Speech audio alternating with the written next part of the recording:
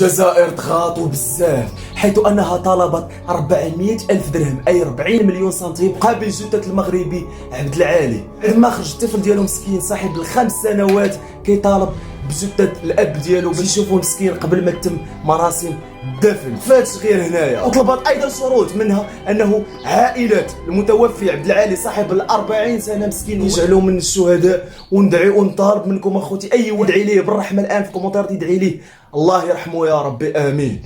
واللي خلاه مسكين وراه عائله على قد الحال طبعا. ومن هذه الشروط قالت انه العائله ديالو تصرح انه مات موته عاديه اي انه غرق. والجزائر السلطات الجزائريه ما عندها حتى اي دخل في الموت ديالو. وكنت ديما كنقول الفيديوهات ديالي خاوه وكنت ديما كنقول السياسه بعيده علينا ما ندخلوا السياسه بيناتنا. لكن في هذا الشيء خط احمر يعني بزاف انك تطالب فديه مقابل جثه وتطالب هاد الشروط واللي منها شروط بزاف. بغيت غير نلخصها لكم في هذا الفيديو. لذا خوتي بغيت اي واحد شاف الفيديو ممنوع انك تدوزو لايك وتعمل لك المربع تحفظ الفيديو وتبارطاجيه مع اصحاب وتبارطاجيه باش هذا الصوت باش هذه المعلومه اللي يلاه وصلت حاليا توصل للجميع. كيف ما قالوا ان صوتنا ما مسموعش. بغيتك تعمل لايك وتبارطاجي الفيديو مع اصحابك وتكتب لي كومونتير تبرد لي قلبي فيهم كيف ما بردتوا لي قلبي في الكومونتيرات في الفيديو اللي دويت فيه على السياره ديالهم. وعجبتوني اخوتي المغاربه وعرفت باللي المغاربه بزاف يعرفوا باللي صوتنا مسموع ماشي كيف ما كيقولوا علينا. الله